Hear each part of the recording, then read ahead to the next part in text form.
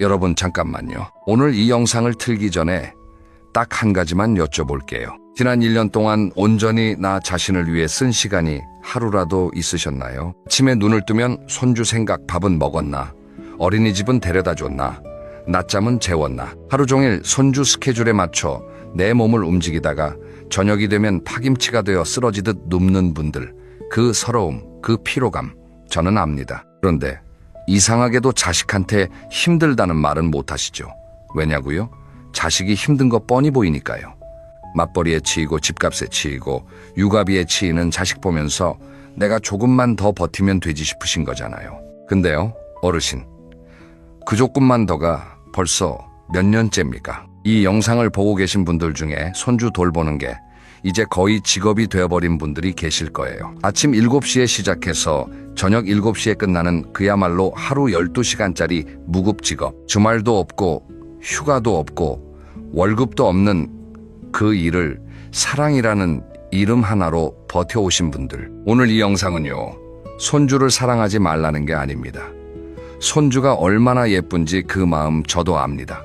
그 포동포동한 볼 할머니 손 꼭 잡고 졸졸 따라다니는 그 뒷모습. 세상에 그것보다 예쁜 게 어디 있겠어요. 하지만 오늘만큼은 그 예쁜 마음 잠깐 내려놓고 여러분 자신의 이야기를 들어보셨으면 해요.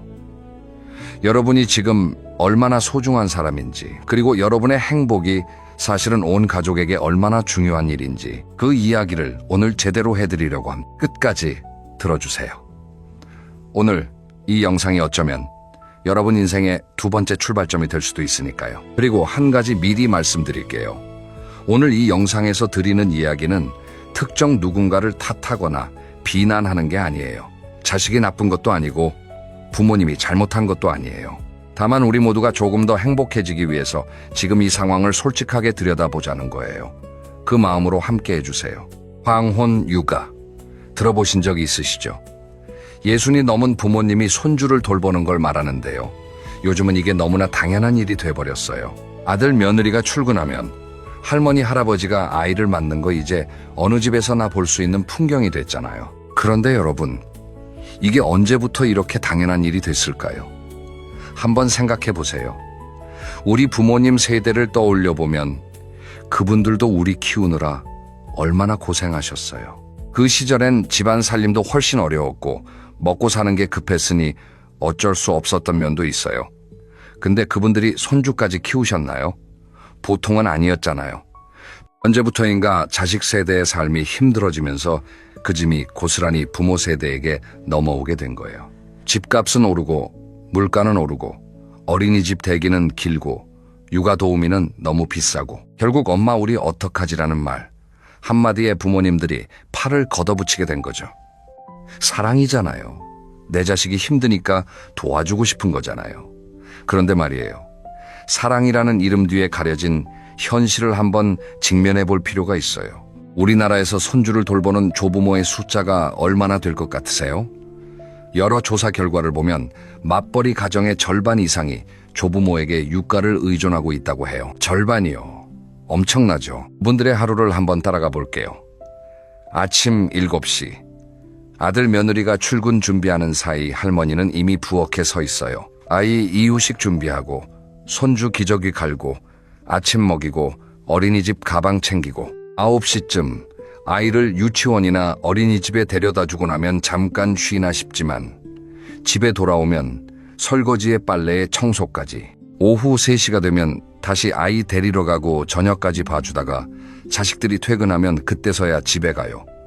온종일 서 있고 아이 안고 쫓아다니고 이게 매일이에요. 매일. 60 넘은 몸으로요. 이 이야기를 들으시면서 맞아 내 얘기네 하시는 분들 손 한번 들어봐 주세요.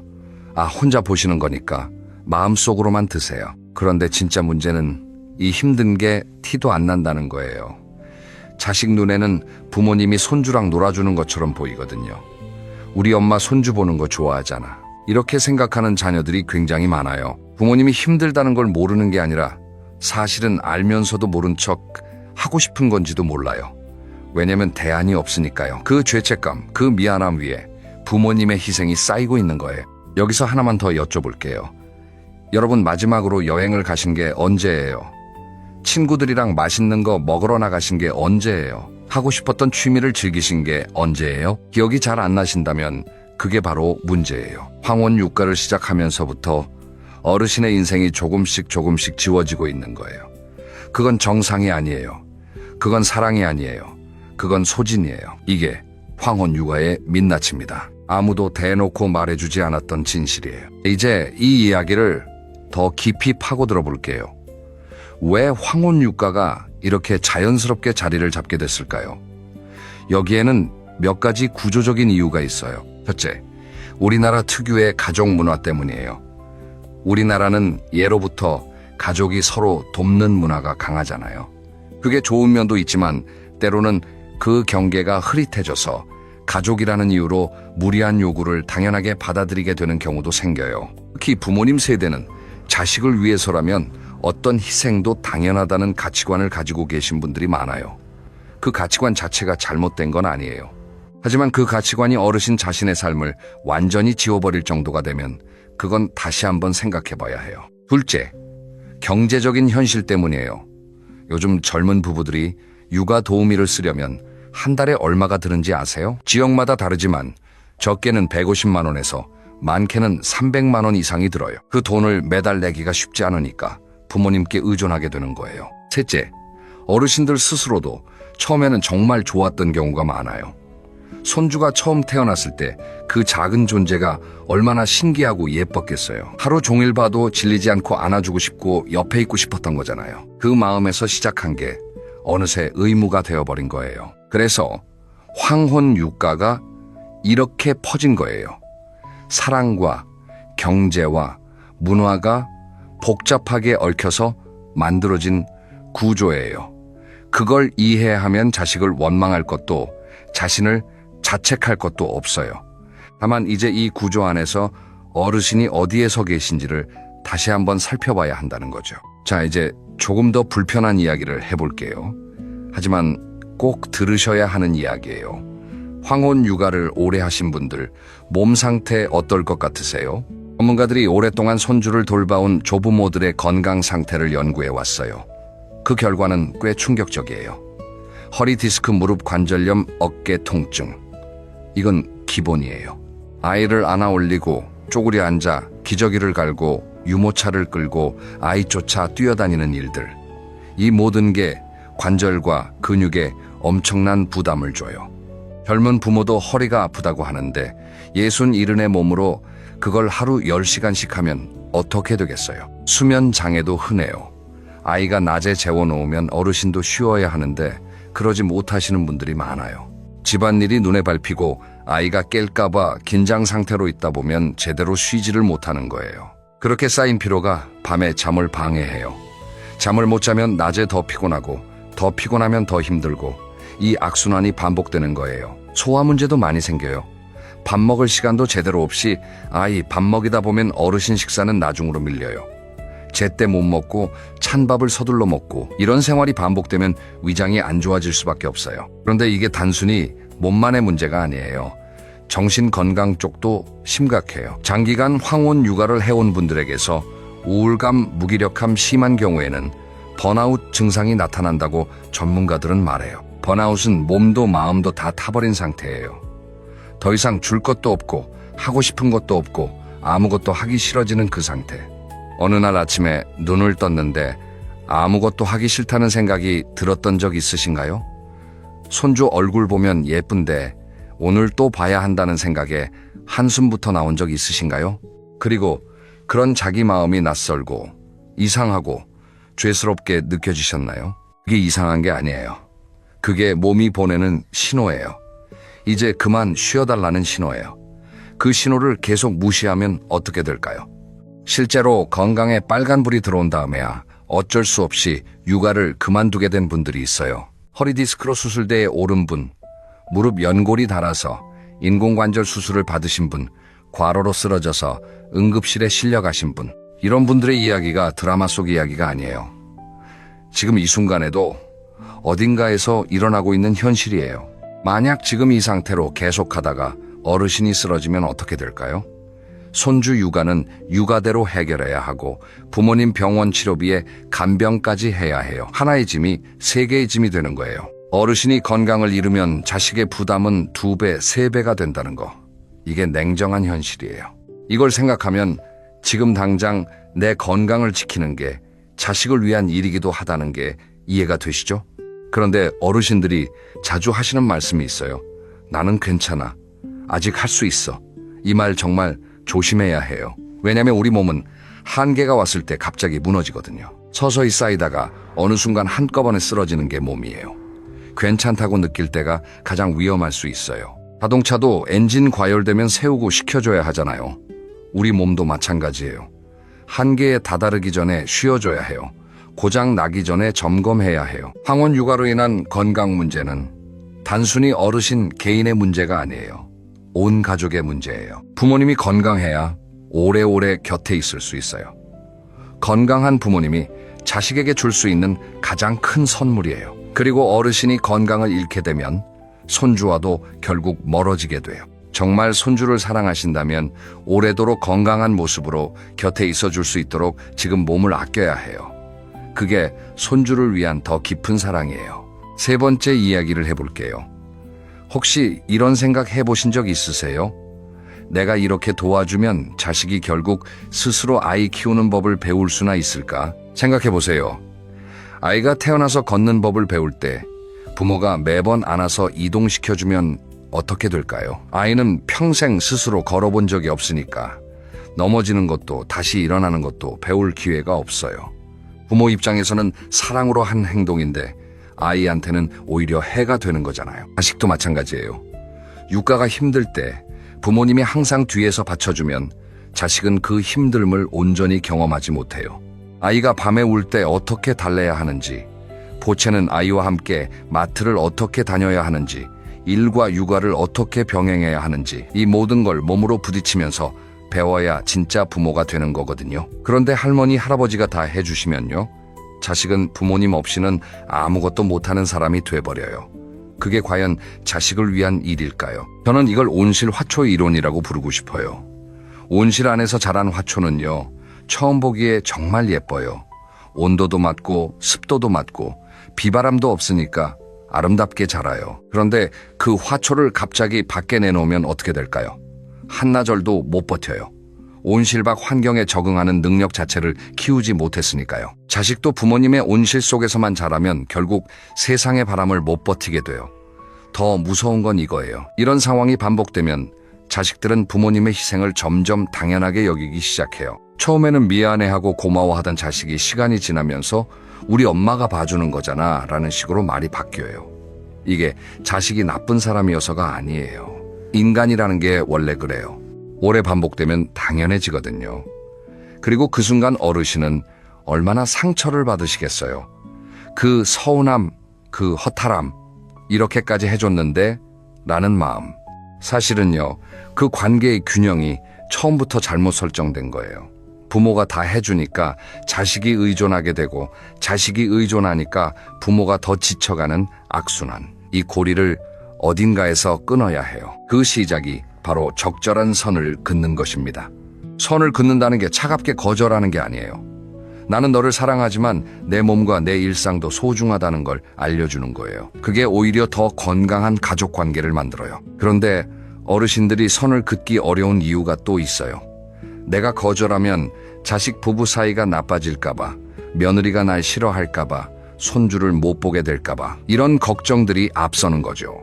그런데 생각해보세요. 지금 이대로 계속가면 정말 좋은 관계가 유지될까요? 어르신이 지쳐서 짜증이 나고 몸이 아프고 마음이 서운해지면 그게 결국 가족 관계에 더 나쁜 영향을 미치지 않을까요? 건강한 거리두기가 오히려 건강한 관계를 만들어요. 조금 거리를 두면 만날 때마다 반갑고 즐거워요. 자식이 독립적으로 아이를 키울 수 있을 때 그 가정이 진짜 단단해지는 거예요.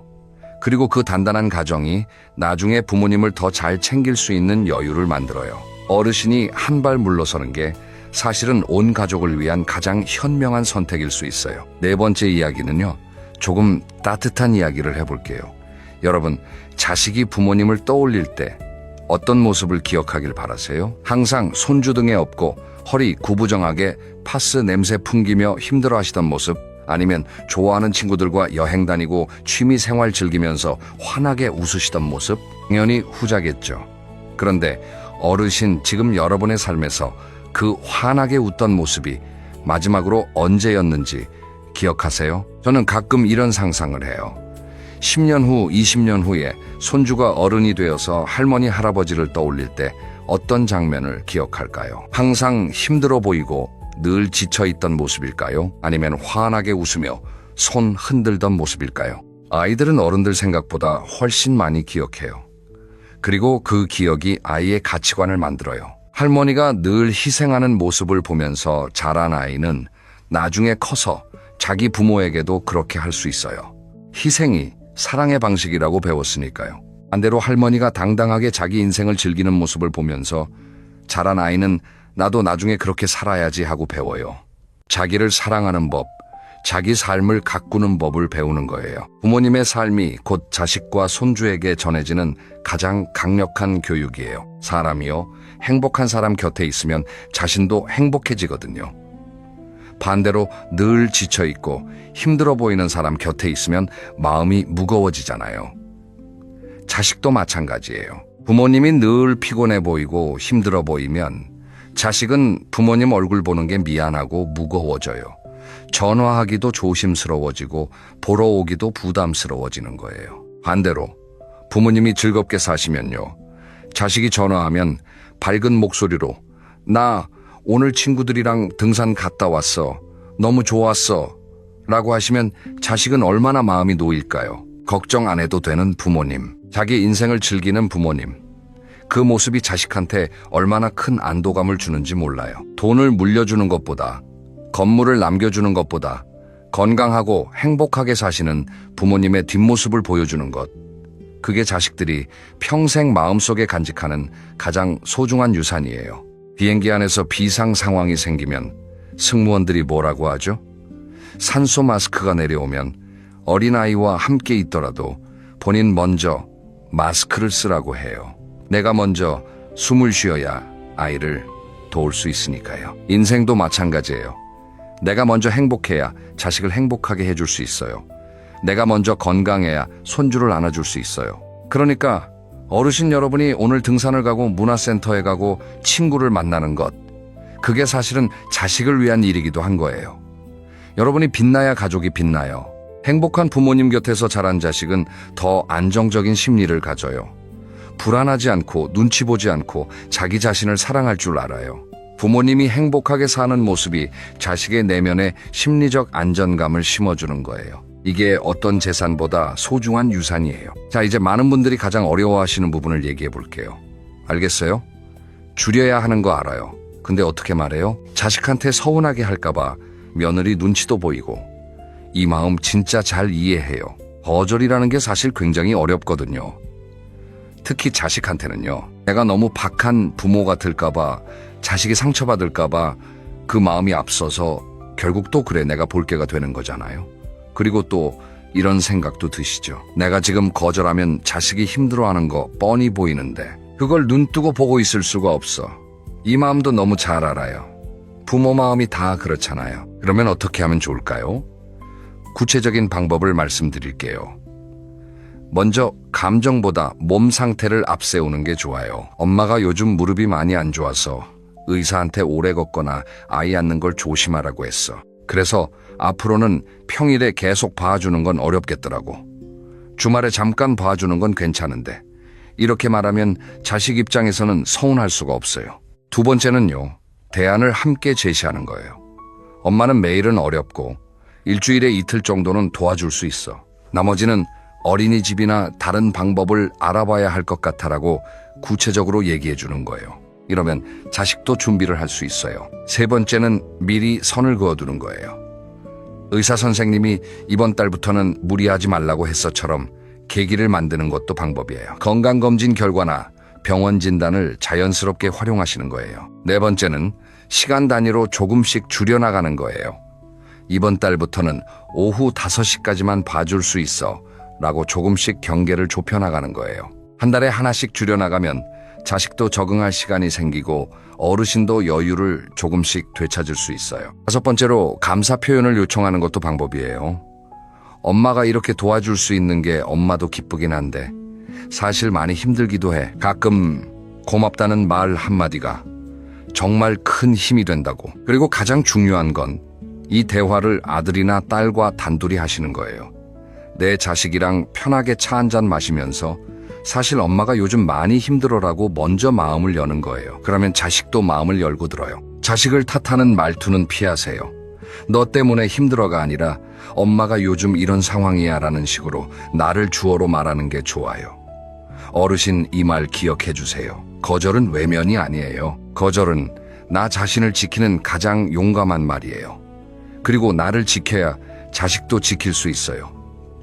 사랑한다는 말을 매번 예스라고 표현할 필요 없어요. 때로는 노라고 말하는 것이 더 깊은 사랑의 표현일 수 있어요. 자, 이제 실제로 어떻게 내 노후를 되찾을 수 있을까요? 거창한 거 필요 없어요. 오늘부터 당장 할 수 있는 것들을 말씀드릴게요. 첫째, 하루에 1시간은 나만을 위한 시간을 만드세요. 산책이든 텃밭이든 뜨개질이든 뭐든 좋아요.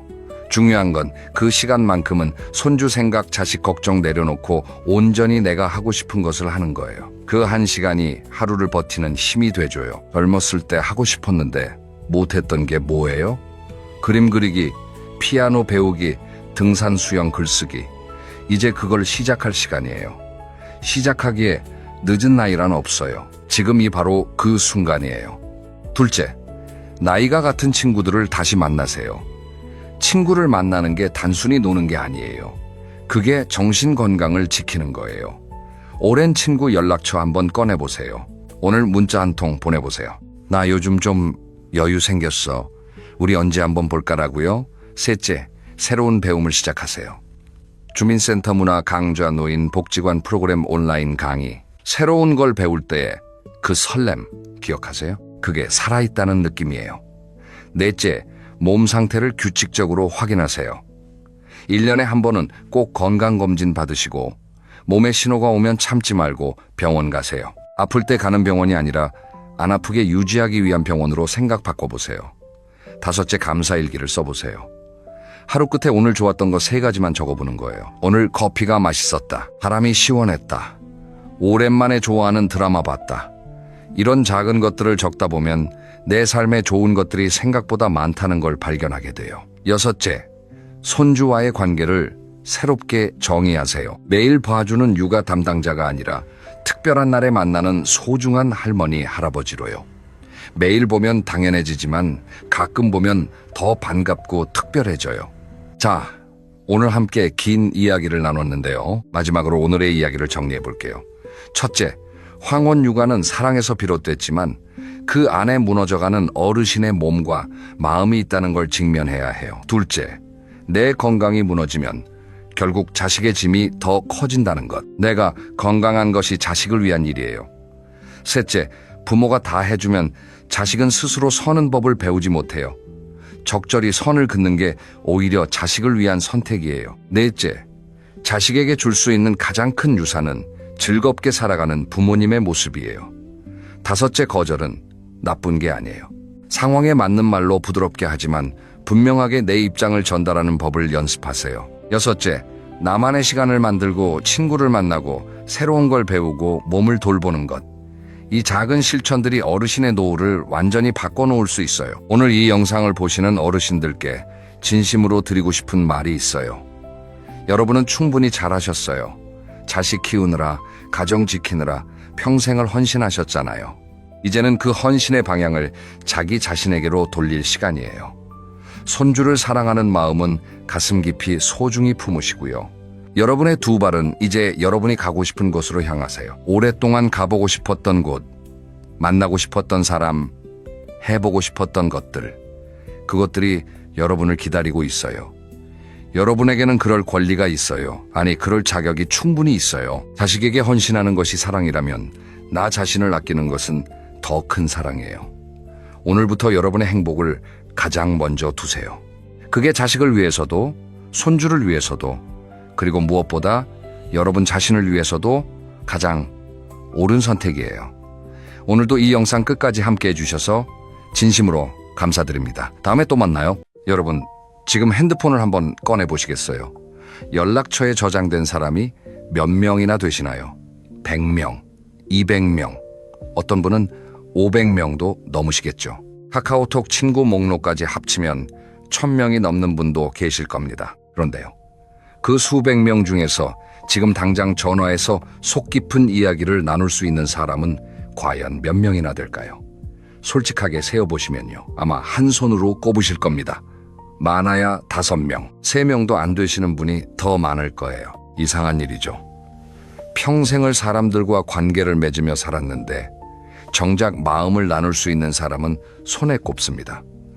그런데 오늘 제가 드릴 이야기는요, 이게 전혀 이상한 일이 아니라는 겁니다. 오히려 아주 자연스럽고 건강하고 심지어 축복이라고까지 할 수 있는 일이라는 겁니다. 친구 많은 사람을 부러워하지 마세요. 친구가 많다는 건 그만큼 신경 쓸 일이 많고 돈 나갈 일이 많고 상처받을 일이 많다는 뜻이기도 합니다. 오늘 이 영상을 끝까지 보시면요, 친구가 적어진 게 실패가 아니라 여러분의 인생이 성숙해진 증거라는 것을 아시게 될 겁니다. 그러면 시작하겠습니다. 우리는 어릴 때부터 이런 말을 들으며 자랐습니다. 인맥이 곧 자산이다. 사람을 많이 알아야 성공한다. 혼자서는 아무것도 못한다. 맞습니다. 사회생활을 하는 동안에는 이 말이 어느 정도 맞았어요. 직장에서 일을 할 때, 사업을 할 때, 자녀를 키울 때 넓은 인맥은 분명 도움이 되었습니다. 그런데 은퇴하고 나면 상황이 완전히 달라집니다. 직장에서 만나던 사람들은 자연스럽게 멀어지고 사업 관계로 알았던 사람들은 연락이 끊기고 남는 건 동창 모임, 동호회, 지역 모임 이런 것들인데요. 이 모임들이 처음에는 좋습니다. 은퇴하고 나서 갈 곳이 생기는 거니까요. 사람을 만나는 즐거움도 있고. 그런데 시간이 좀 지나면 느끼시게 됩니다. 이 모임들이 에너지를 채워주는 게 아니라 빼앗아가고 있다는 걸요. 여기서 한 분의 이야기를 들려드리겠습니다. 여러분들의 경험을 바탕으로 재구성한 이야기입니다. 한 선생은 30여 년간 공직에 계시다가 60에 퇴직하셨습니다. 성격이 좋으시고 사교적이신 분이라 모임이 참 많으셨어요.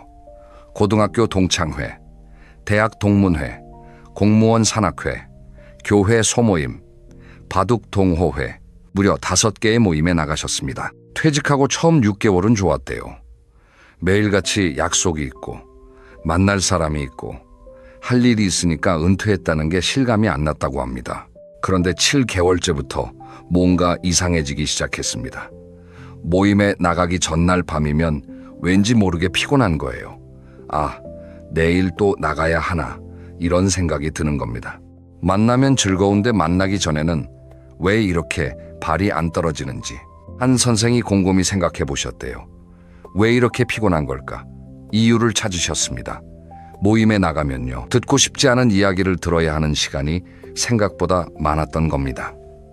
누구 아들이 어디 갔다, 누구 손주가 뭘 했다, 이런 자랑 이야기, 정치 이야기를 하다가 목소리가 높아지는 상황, 건강 이야기를 하다 보면 어디가 아프다, 이런 이야기. 한 선생 말씀이 이러셨어요. 모임에 가면 3시간을 있는데 진짜 즐거운 시간은 30분이야.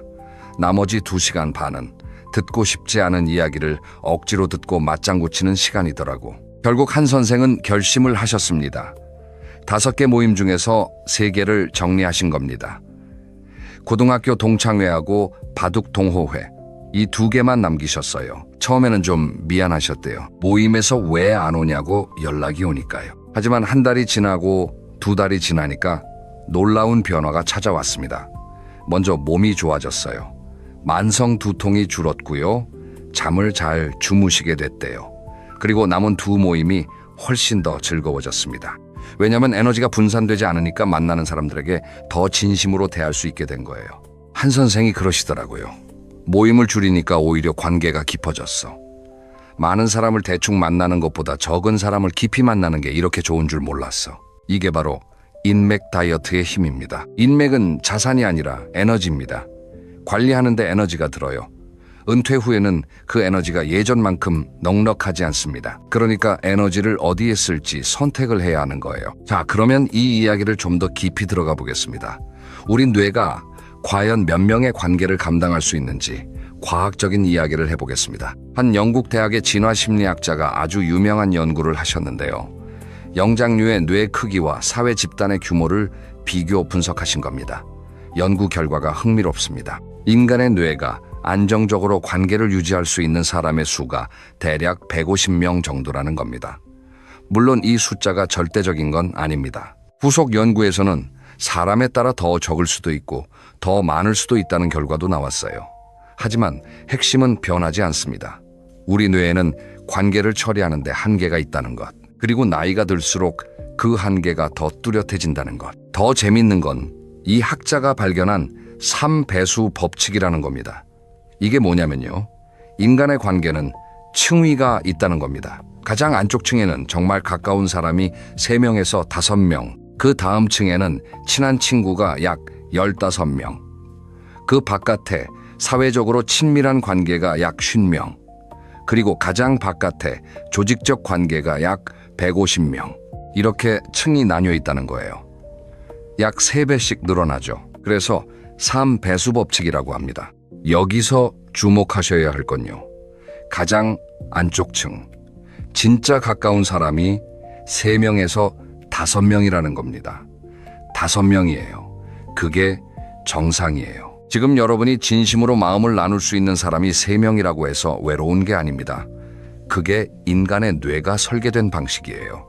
우리 뇌는 원래 소수의 깊은 관계를 유지하도록 만들어져 있는 겁니다. 여기에 더해서 알아두시면 좋은 이론이 하나 더 있습니다. 한 미국 대학의 심리학자가 제안한 이론인데요. 이 이론에 따르면요, 사람은 나이가 들수록 삶의 목표가 변합니다. 젊을 때는 앞으로 시간이 많이 남았다고 생각하죠. 그래서 새로운 사람을 만나고 새로운 경험을 하고 폭넓은 관계를 만드는데 에너지를 씁니다. 미래를 위한 투자라고 생각하는 거예요. 그런데 나이가 들면서 남은 시간이 한정되어 있다는 걸 느끼기 시작하면요, 목표가 바뀝니다. 새로운 걸 탐색하는 것보다 지금 이 순간의 정서적 만족을 더 중요하게 여기게 되는 거예요. 그래서 정서적으로 의미 있는 관계, 만나면 마음이 따뜻해지는 사람, 함께 있으면 편안한 사람, 이런 관계에 집중하게 되고, 그렇지 않은 관계는 자연스럽게 정리하게 됩니다. 이건 성격이 나빠져서도 아니고 사회성이 떨어져서도 아닙니다. 인간의 자연스러운 발달 과정이에요. 생각해보세요. 20살 때는 파티에 100명이 모이면 신나잖아요. 그런데 60살이 되면 조용한 찻집에서 친한 친구 1명과 차 한 잔 마시는 게 훨씬 행복합니다. 이게 퇴보가 아니에요. 발전입니다. 양에서 질로, 넓이에서 깊이로 관계의 방향이 바뀐 겁니다. 그러니까 여러분, 친구가 줄어든 게 걱정이시라면 그건 걱정하실 일이 아닙니다. 여러분의 뇌가 정상적으로 작동하고 있다는 증거입니다. 더 소중한 관계에 집중하기 위해 불필요한 관계를 정리하고 있는 거예요. 자, 여기까지가 과학적인 배경이었고요. 이제 좀 더 현실적인 이야기로 들어가 보겠습니다. 관계가 줄어드는 게 자연스러운 현상이라는 건 알겠는데, 문제는 줄어들지 않는 관계들 때문에 스트레스를 받는 경우가 있다는 거예요. 특히 비교, 사회적 비교라는 것 때문에 고통받으시는 분들이 정말 많습니다. 공창 모임이나 지인 모임에 나가면 어김없이 시작되는 대화가 있죠. 우리 아들이 어디 회사에 들어갔다. 우리 딸이 의사가 됐다. 손주가 영재원에 갔다. 아파트를 몇 채 가지고 있다. 해외여행 어디를 다녀왔다. 이런 이야기를 들을 때 여러분 기분이 어떠세요? 솔직히 말씀드리면 불편하시죠?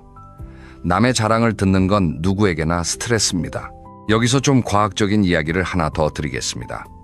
우리 몸에는 코르티솔이라는 호르몬이 있습니다. 스트레스 호르몬이라고 불리는 건데요. 이 코르티솔은 원래 우리 몸을 보호하기 위해 분비됩니다.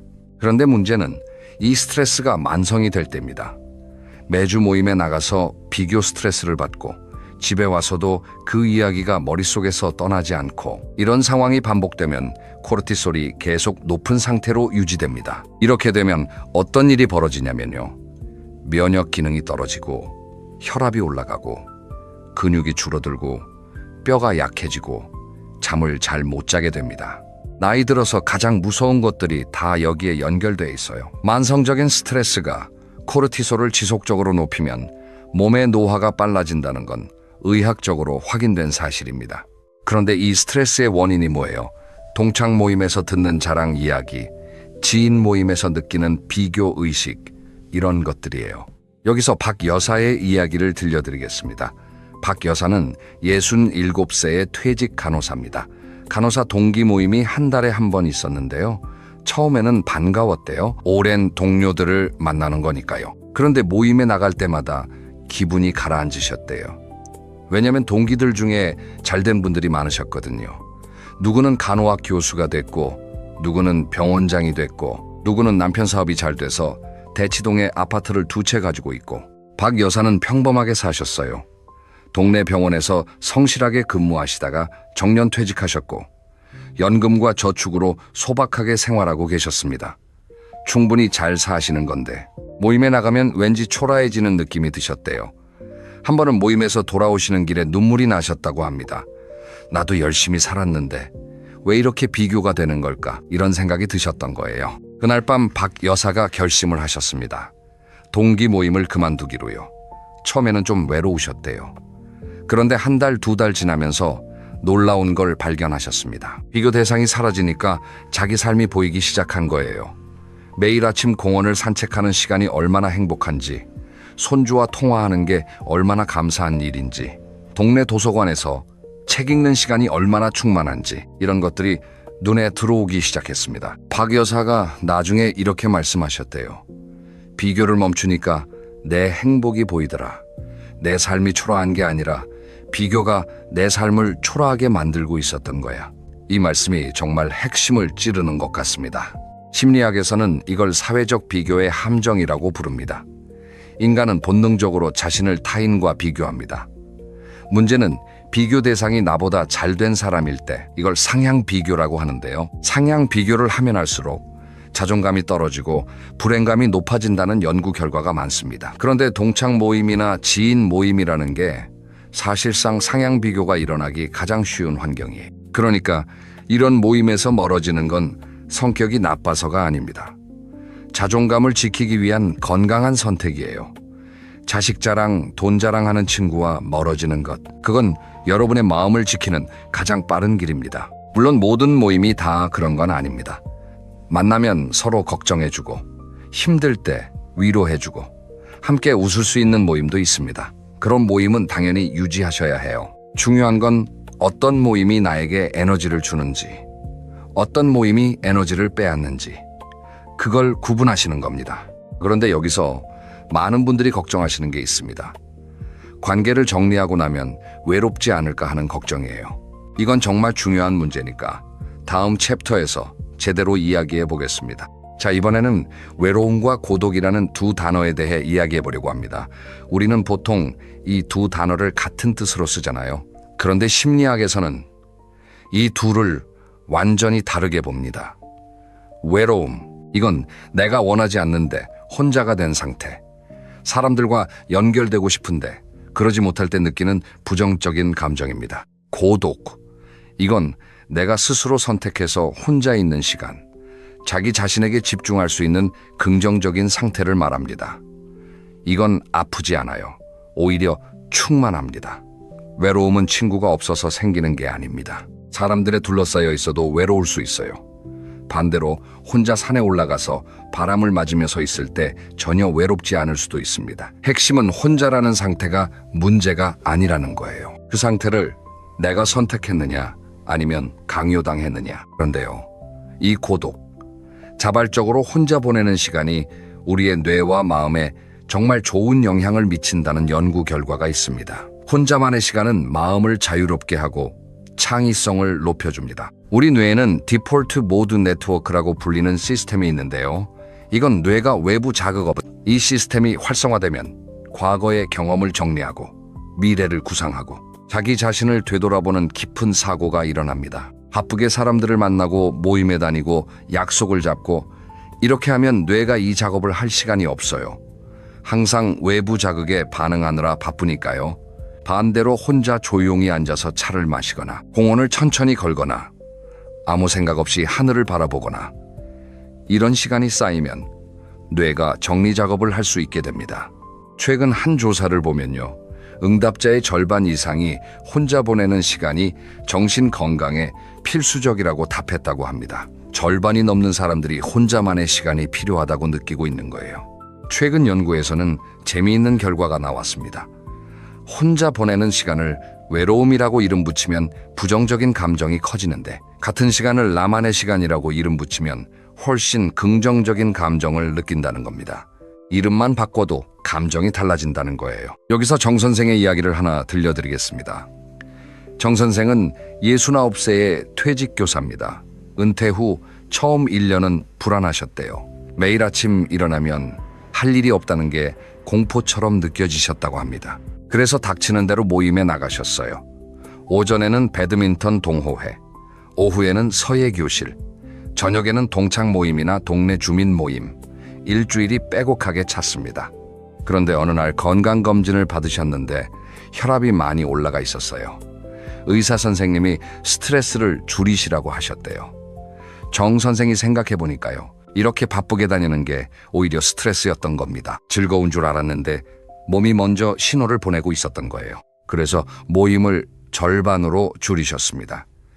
그리고 남는 시간에 혼자 동네 뒷산을 산책하기 시작하셨어요. 처음에는 어색했대요. 혼자 걸으면서 뭘 하나 싶었다고요.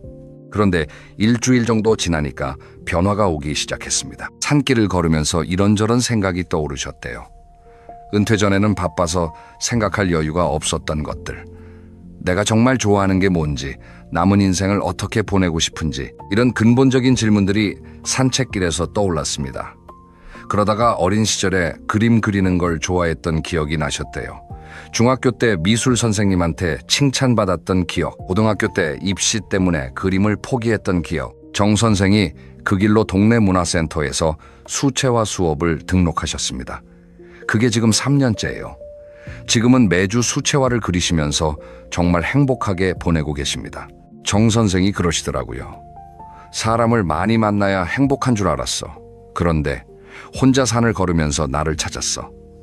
내가 뭘 좋아하는지 몰랐던 거야. 바빠서가 아니라 혼자 있는 시간이 없어서 몰랐던 거야.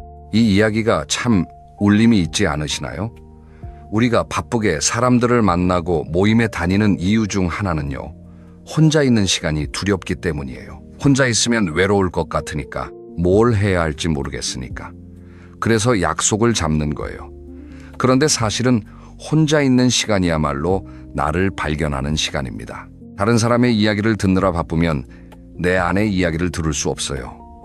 조용히 혼자 있을 때 비로소 내 마음의 소리가 들립니다. 물론 여기서 한 가지 중요한 걸 말씀드려야 합니다. 고독이 좋다고 해서 사람을 아예 안 만나시라는 뜻이 아닙니다. 완전한 고립은 건강에 해롭습니다. 중요한 건 균형입니다. 사람을 만나는 시간과 혼자 있는 시간의 균형, 넓은 관계와 깊은 관계의 균형, 이 균형을 잘 맞추시는 게 핵심이에요. 자, 그러면 이제 실전적인 이야기로 넘어가겠습니다. 구체적으로 어떻게 인맥 다이어트를 하면 되는지 실천 가이드를 알려드리겠습니다. 인맥 다이어트라는 게 거창한 게 아닙니다. 간단한 점검 과정을 거치시면 됩니다. 제가 관계 점검 질문을 5가지 드리겠습니다. 지금 여러분이 정기적으로 만나고 계신 사람들을 한 명 한 명 떠올리시면서 이 질문에 답해 보세요. 첫째, 이 사람을 만나기 전에 설레는 마음이 드는가? 아니면 피곤한 마음이 먼저 드는가? 둘째, 이 사람을 만나고 나서 에너지가 충전되는 느낌인가? 아니면 방전되는 느낌인가? 셋째, 이 사람과의 대화에서 나도 내 이야기를 할 수 있는가? 아니면 주로 상대방의 이야기를 듣기만 하는가? 넷째, 이 사람이 내가 힘들 때 진심으로 걱정해 줄 사람인가? 아니면 내 힘든 이야기를 뒤에서 남에게 옮길 사람인가? 다섯째, 이 관계가 없어지면 내 삶이 허전할 것 같은가? 아니면 오히려 편해질 것 같은가? 이 5가지 질문에 솔직하게 답해 보시면요. 어떤 관계를 유지해야 하고 어떤 관계를 정리해도 되는지 자연스럽게 보이실 겁니다. 만나기 전에 피곤하고, 만나고 나면 방전되고, 상대방 이야기만 듣고 내가 힘들 때 걱정 안 해주고 없어져도 편할 것 같은 관계. 이건 정리하셔도 됩니다. 반대로 만나면 반갑고 에너지가 충전되고 서로 이야기를 나누고 진심으로 걱정해주고 없으면 허전할 관계. 이건 꼭 지키셔야 합니다. 이런 관계가 두세 개만 있어도 여러분은 충분히 행복하실 수 있어요. 여기서 하나 더 말씀드리고 싶은 게 있어요. 관계를 정리한다고 해서 상대방에게 이제 만나지 말자고 통보하시라는 뜻이 아닙니다. 그냥 자연스럽게 빈도를 줄이시면 됩니다.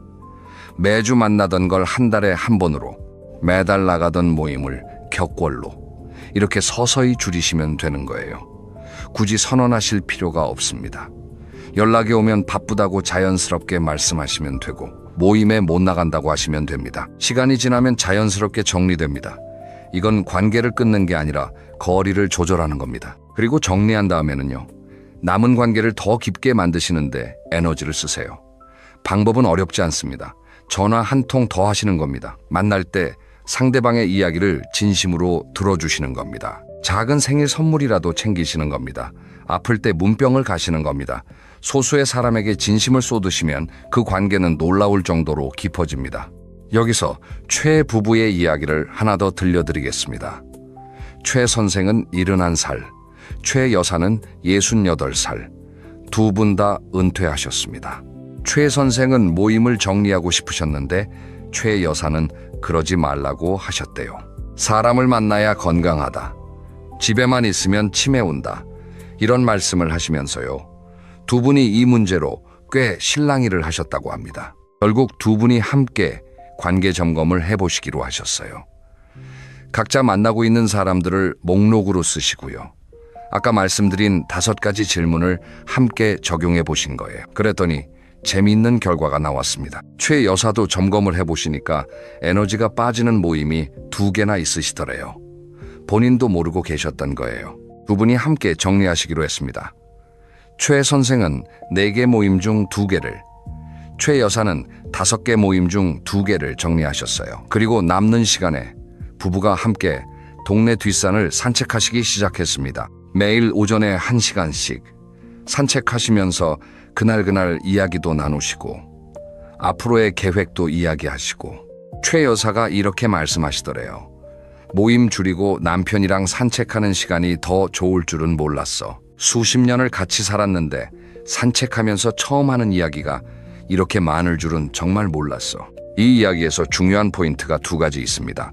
하나는요, 인맥 다이어트는 혼자 하시는 것보다 배우자와 함께 하시는 게 훨씬 효과적이라는 겁니다. 또 하나는요, 관계를 정리하면 빈 시간이 생기는데 그 시간을 어떻게 채우느냐가 핵심이라는 겁니다. 그냥 집에서 텔레비전만 보시면 오히려 외로워지실 수 있어요.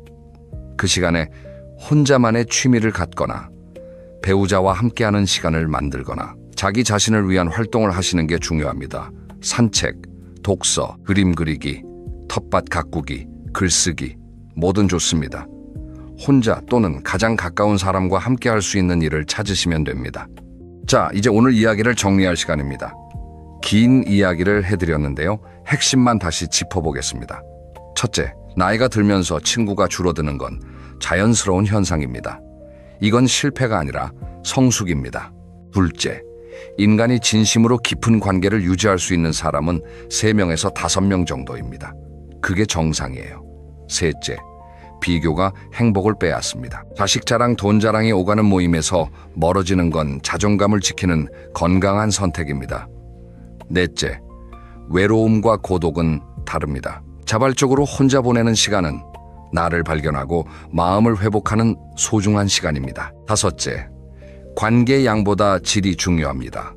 10명을 대충 만나는 것보다 2~3명을 깊이 만나는 게 훨씬 행복합니다. 여러분, 오늘 이 이야기를 들으시면서 어떤 생각이 드셨나요? 혹시 지금 핸드폰을 보시면서 억지로 답장해야 할 사람이 떠오르셨나요? 나가기 싫은 모임이 떠오르셨나요? 그렇다면 오늘이 바로 정리를 시작할 날입니다. 거창하게 시작하실 필요 없어요. 오늘 저녁에 조용히 앉으셔서 나를 만나면 에너지가 충전되는 사람이 누구인지 한번 생각해 보시는 겁니다. 그리고 그 사람에게 안부 전화 한 통 해보시는 거예요. 별일 없지 하고 가볍게요. 그 한 통의 전화가 10개의 모임보다 여러분을 더 행복하게 해줄 겁니다. 마지막으로 한 말씀만 더 드리겠습니다. 친구가 적어진 건 여러분의 성격이 나빠서가 아닙니다. 여러분의 인생이 그만큼 정돈되고 성숙해졌기 때문입니다. 외로움은 친구가 없어서 오는 게 아닙니다. 나 자신과 친하지 않아서 오는 겁니다. 혼자 있는 시간을 두려워하지 마시고 그 시간을 통해 나 자신과 친해지세요. 여러분은 지금 가장 완벽한 관계의 시기를 보내고 계신 겁니다. 눈치 보지 마시고요. 당당하셔도 됩니다. 오늘 영상이 도움이 되셨다면 좋아요 한번 눌러주시고요. 주변에 인간관계 때문에 고민하시는 분이 계시면 이 영상을 공유해 주세요. 그럼 다음 영상에서 뵙겠습니다. 오늘도 건강하시고요. 행복한 하루 보내세요. 여러분 혹시 이런 경험 있으시지 않습니까? 자식한테 전화를 걸면서 수화기를 들기도 전에 마음속으로 이미 이런 말을 준비하고 있는 거예요. 바쁜데 미안하다. 밥은 먹었냐? 바쁜데 귀찮게 해서 미안하다. 전화를 끊고 나서도 또 이런 생각이 드시죠? 내가 좀 더 잘해줬으면 좋았을 텐데, 공부를 더 시켜줬어야 했는데, 결혼할 때 집이라도 한 채 마련해줬으면 좋았을 텐데, 그렇게 잠자리에 누워서도 미안함이 파도처럼 밀려오고 그 무게에 짓눌려서 쉽게 잠을 이루지 못하신 적 있으시죠? 그런데 오늘 제가 여러분께 아주 불편한 진실 하나를 말씀드려야 할 것 같습니다. 그 미안함이요. 그 따뜻하고 진심 어린 미안함이요. 어쩌면 지금 이 순간 여러분을 사랑하는 자식의 눈에 여러분을 점점 더 작은 사람으로 보이게 만들고 있다면 어떡하시겠습니까? 충격적이시죠? 저도 처음에는 믿기가 어려웠습니다. 하지만 실제로 심리 상담 현장에서 수없이 반복되는 이야기입니다. 부모가 지나치게 사과를 반복할수록 자식의 무의식 속에서 부모의 위치는 조금씩 그러나 확실하게 낮아진다는 것입니다. 오늘 이 영상에서는 그 이유가 정확히 무엇인지, 그리고 어떻게 하면 미안함 대신 존경을 이끌어낼 수 있는지 그 구체적인 방법까지 하나하나 차근차근 짚어드리겠습니다. 끝까지 함께 해주시면 오늘 저녁 자식한테 전화할 때 아마 1000마디가 달라지실 겁니다. 자, 그럼 시작해볼까요? 먼저 한 가지 여쭤보겠습니다. 여러분은 언제부터 자식한테 미안하다는 말을 달고 사셨습니까? 처음부터 그러셨던 건 아니잖아요. 어린 자식이 넘어져서 무릎이 까졌을 때 밤새 열이 내리지 않을 때, 그때 부모로서 얼마나 당당하게 아이 곁을 지키셨습니까? 두렵고 지치면서도 절대로 무너지지 않으셨잖아요. 그때 여러분은 그야말로 산 같은 존재였습니다. 그런데 언제부턴가 그 산이 조금씩 허리를 굽히기 시작했습니다.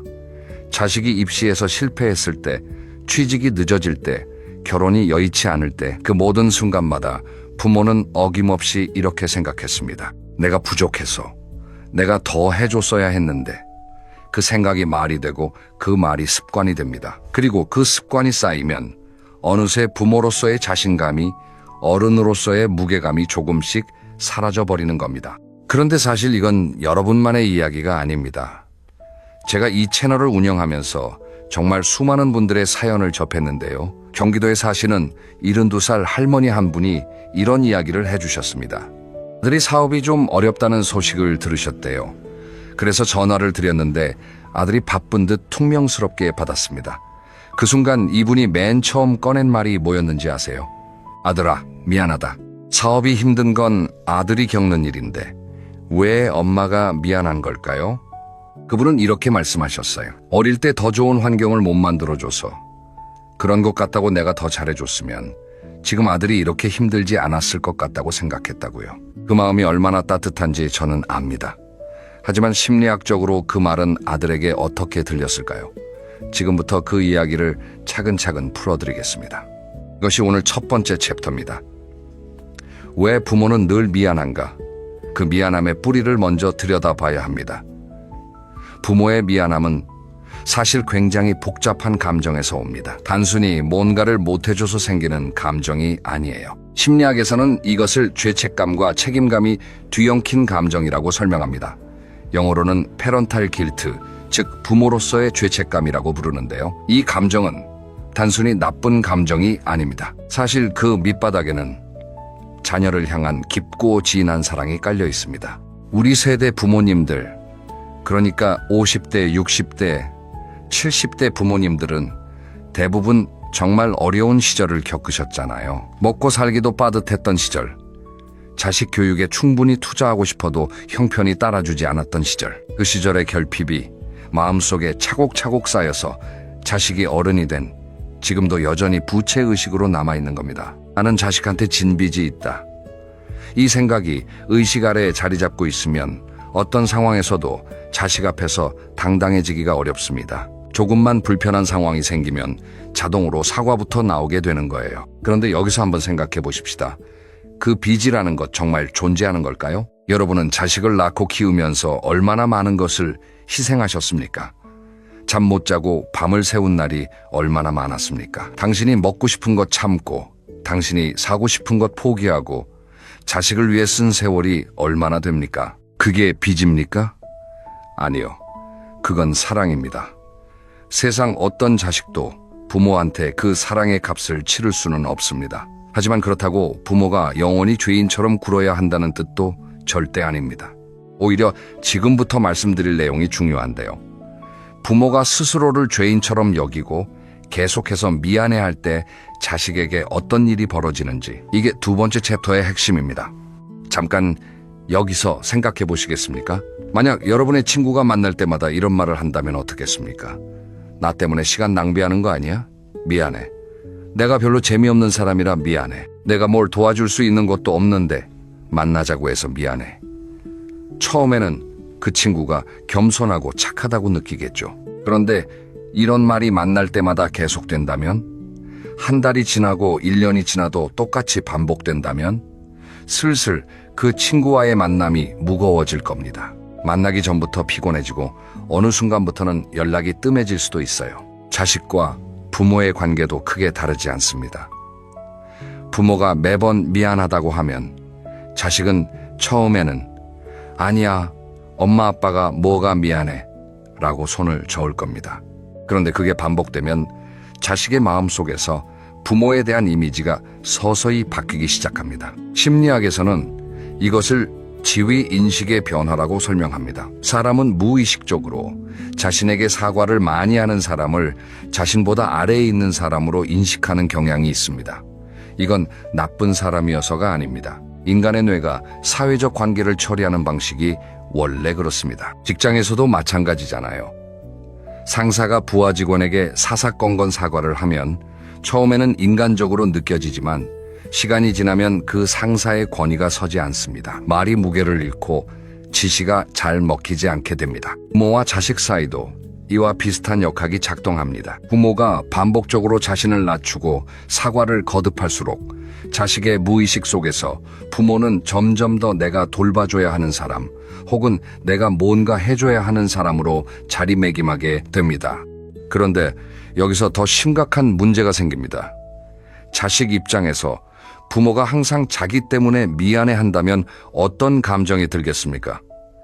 두 가지 반응이 나타납니다. 첫 번째는 죄책감입니다. 부모가 자꾸 미안하다고 하면 자식은 어느 순간부터 내가 뭔가 잘못하고 있는 건 아닐까라는 막연한 죄책감을 느끼게 됩니다. 부모를 더 자주 찾아뵈야 하는데, 더 잘해드려야 하는데 그러지 못하는 자신에 대해 자책하게 되는 거예요.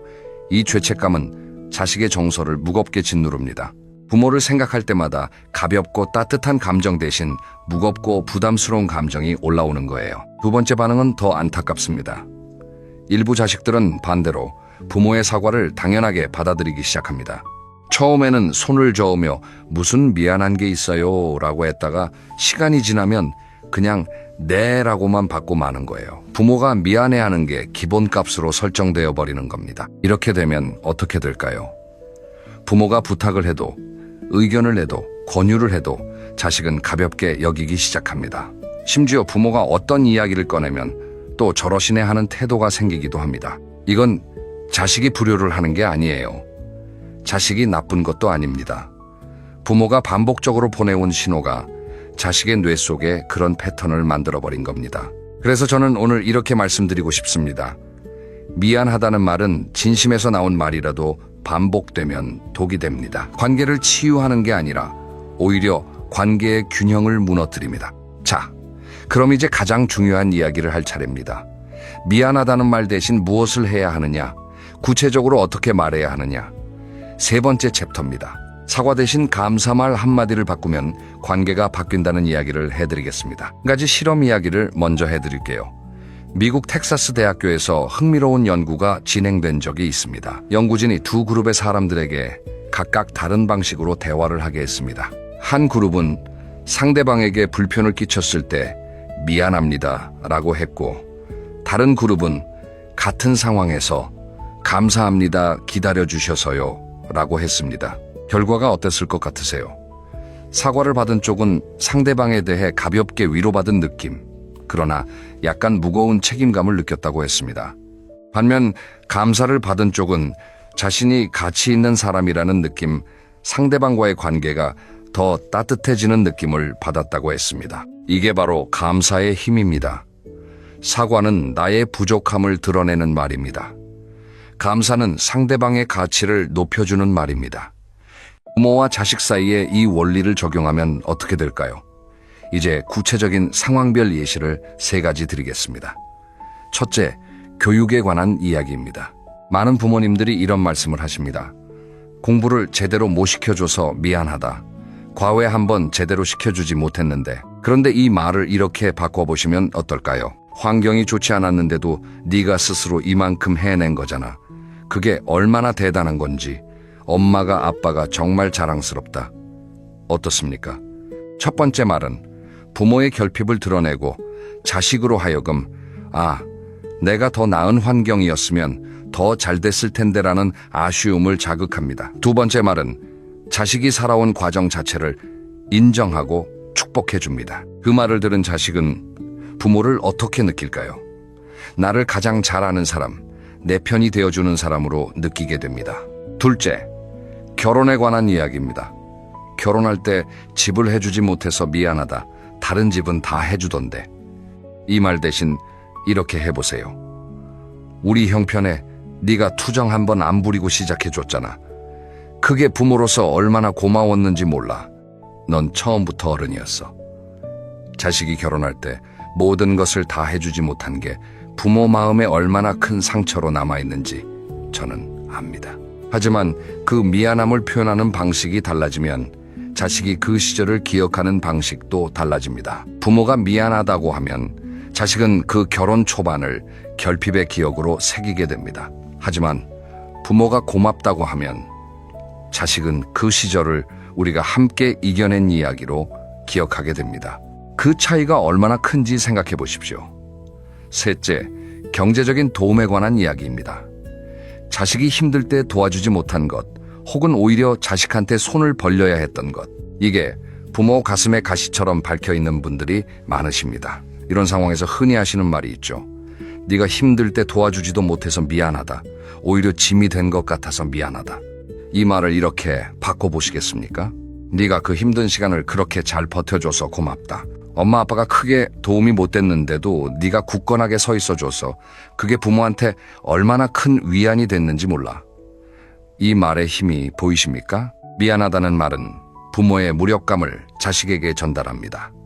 고맙다는 말은 자식의 힘과 능력을 인정하고 높여줍니다. 어느 쪽이 자식을 더 강하게 만들고 어느 쪽이 부모를 더 존경스럽게 만들겠습니까? 그리고 한 가지 더 말씀드리고 싶은 게 있습니다. 이 세 가지 예시를 드리면 이런 말씀을 하시는 분들이 계십니다.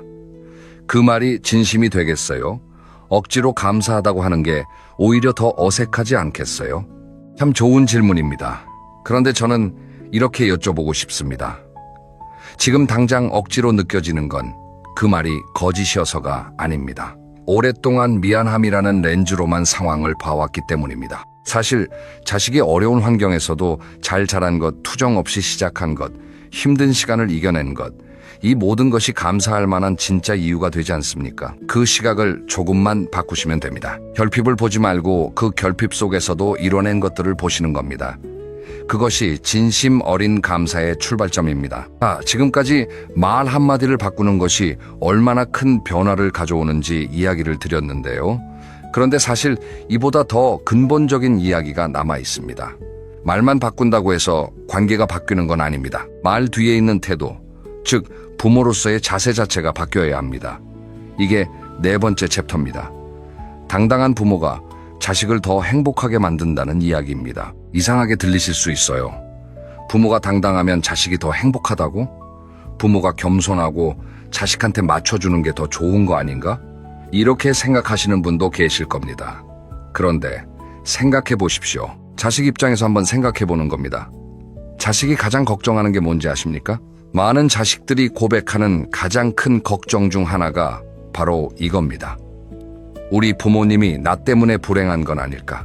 자식이 어릴 때는 부모의 걱정거리가 자식이었지만 자식이 어른이 된 다음에는 자식의 걱정거리가 부모가 됩니다. 부모가 행복하게 잘 지내시는지, 우리 때문에 희생만 하고 계시는 건 아닌지. 그런데 부모가 항상 미안해하고 자신의 삶을 즐기지 못하고 자식 눈치를 보면서 작아져 있으면 자식은 그걸 볼 때마다 죄책감을 느낍니다. 엄마 아빠가 저렇게 사는 게 결국 나 때문인 것 같다. 내가 더 잘해드려야 하는데 내가 부족한 게 아닐까. 그 죄책감이 자식을 짓누르는 겁니다. 반면에 부모가 자기 삶을 즐겁게 당당하게 살아가는 모습을 보여주면 어떨까요? 친구들과 활기차게 어울리고 취미생활을 즐기고 좋아하는 것들을 하면서 충만하게 지내시는 부모님의 모습을 보는 자식의 마음은 얼마나 가벼워지겠습니까? 아, 우리 부모님은 괜찮으시구나. 잘 지내고 계시는구나. 그 안도감이 자식에게 얼마나 큰 선물인지 부모님들은 잘 모르십니다. 당당한 부모님의 모습 자체가 자식에게 최고의 선물이 되는 겁니다. 그리고 한 가지 더 있습니다. 부모가 당당하면 자식이 부모를 어떻게 대하게 될까요? 한번 상상해 보십시오. 두 분의 어른이 있습니다. 한 분은 항상 자신을 낮추고 내가 뭘 알겠어, 내가 뭐라고 라고 하시는 분입니다. 다른 한 분은 자신의 살아온 세월을 당당하게 여기고 분명한 생각과 관점을 가지고 이야기하시는 분입니다. 어느 분의 이야기를 더 귀 기울여 듣고 싶으세요? 어느 분한테서 더 뭔가를 배우고 싶은 마음이 드세요? 당연히 두 번째 분입니다. 자식도 똑같습니다. 부모가 자신의 경험과 지혜를 당당하게 나눠주실 때 자식은 그 이야기에 귀를 기울이게 됩니다. 부모가 자신의 삶을 의미 있게 살아가는 모습을 보여주실 때 자식은 부모를 진정으로 존경하게 됩니다. 어르신들이 혼잣말로 자주 하시는 말 중에 이런 게 있더라고요. 이 나이에 뭘 더 바라겠어. 자식들만 잘 되면 그만이지. 이 말이 틀린 말은 아닙니다. 자식에 대한 사랑이 담겨 있는 말이에요. 그런데 이 말의 이면에는 어떤 생각이 숨어 있습니까? 내 삶은 이미 끝났고 이제 자식의 삶을 응원하는 조연으로 살겠다는 생각입니다. 하지만 그 조연의 자리가 자식에게 얼마나 부담이 되는지 혹시 생각해 보신 적 있으십니까? 자식은 부모가 조연이 되기를 원하지 않습니다. 자식은 부모가 자신의 인생에서 주인공으로 당당하게 살아가기를 바랍니다. 그래야 자식도 마음 편히 자신의 삶을 살 수 있거든요. 이게 바로 당당한 부모가 자식을 더 행복하게 만드는 이유입니다. 자, 그러면 이제 가장 중요한 질문이 남았습니다. 어떻게 하면 당당해질 수 있느냐? 수십 년 동안 굳어진 미안함의 습관을 어떻게 바꿀 수 있느냐? 이게 다섯 번째 챕터입니다. 자존감 회복 당신은 이미 충분히 훌륭한 부모였다는 이야기입니다. 여러분, 지금부터 제가 드리는 말씀을 눈을 감고 한번 들어보시면 어떨까요?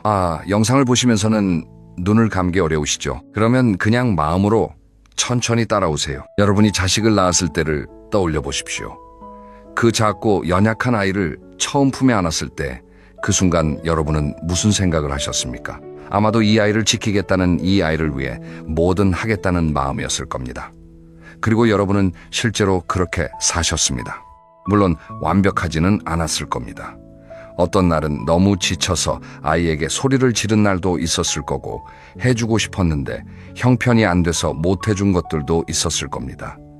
아프게 한 기억도 있을 거고, 좀 더 잘해줄 수 있었는데 하는 후회도 있을 거예요. 그런데 그게 나쁜 부모의 증거입니까? 아닙니다. 그건 인간인 부모가 있는 힘을 다해 살아온 증거입니다. 완벽한 부모는 없습니다. 세상 어디에도 없어요. 하지만 자식을 위해 최선을 다한 부모는 있습니다. 그리고 여러분이 바로 그 부모입니다. 지금 이 영상을 보고 계신다는 것 자체가 이미 그 증거 아닙니까? 자식과의 관계를 더 잘하고 싶어서 더 좋은 부모가 되고 싶어서 이 긴 영상을 처음부터 지금까지 함께 해주고 계신 거잖아요. 그런 부모가 죄인입니까? 아닙니다. 그러면 자존감을 회복하기 위해 구체적으로 어떻게 하시면 될까요? 제가 3가지 실천 방법을 말씀드리겠습니다. 첫째는 내 삶을 다시 써보는 겁니다. 종이와 펜을 하나 준비하세요. 그리고 이렇게 써보십시오.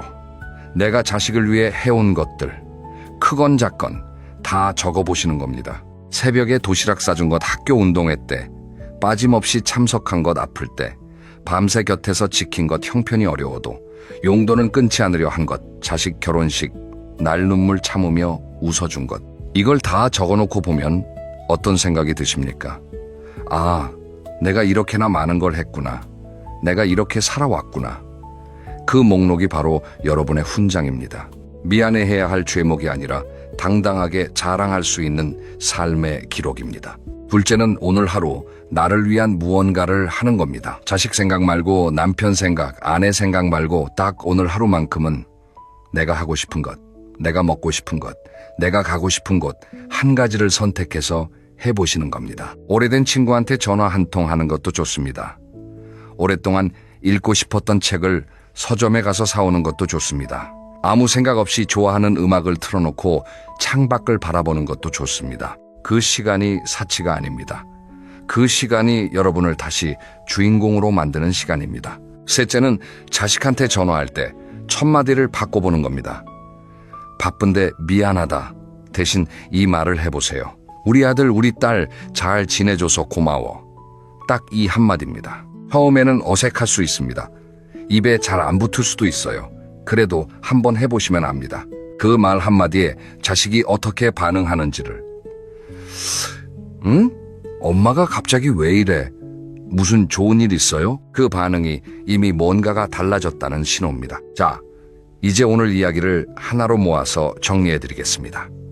오늘 우리는 참 많은 이야기를 나눴습니다. 왜 부모는 늘 미안한지, 그 미안함의 뿌리가 어디에서 오는지부터 시작했습니다. 그리고 그 미안함이 반복될 때 자식의 무의식 속에서 어떤 일이 벌어지는지, 심리학적으로 어떤 변화가 생기는지도 살펴봤습니다. 그 다음으로는 미안하다는 말을 고맙다는 말로 바꾸는 3가지 구체적인 상황별 예시를 통해 말 한마디가 관계를 어떻게 바꿀 수 있는지 이야기했습니다.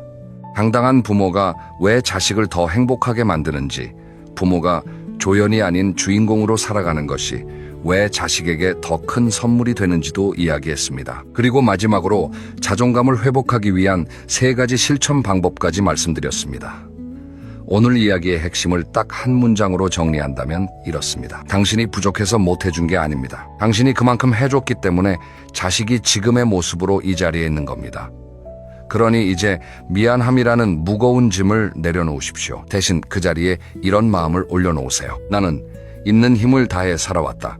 그리고 나는 앞으로도 내 삶을 당당하게 살아갈 것이다. 그 당당함이 말 한마디가 오늘 저녁 자식과의 통화를 바꾸고 내일의 관계를 바꾸고 결국 여러분과 자식 모두의 삶을 더 따뜻하고 더 가볍게 만들어줄 겁니다. 오늘 영상이 도움이 되셨다면 지금 이 순간 구독 버튼을 한번 눌러주세요. 그리고 주변에 항상 자식한테 미안해하며 지내시는 부모님이 계신다면 이 영상을 살짝 공유해 주세요. 그분들에게 오늘 이 이야기가 작은 위로가 될 수 있을 겁니다. 오늘도 이 긴 영상 끝까지 함께 해주셔서 진심으로 감사드립니다.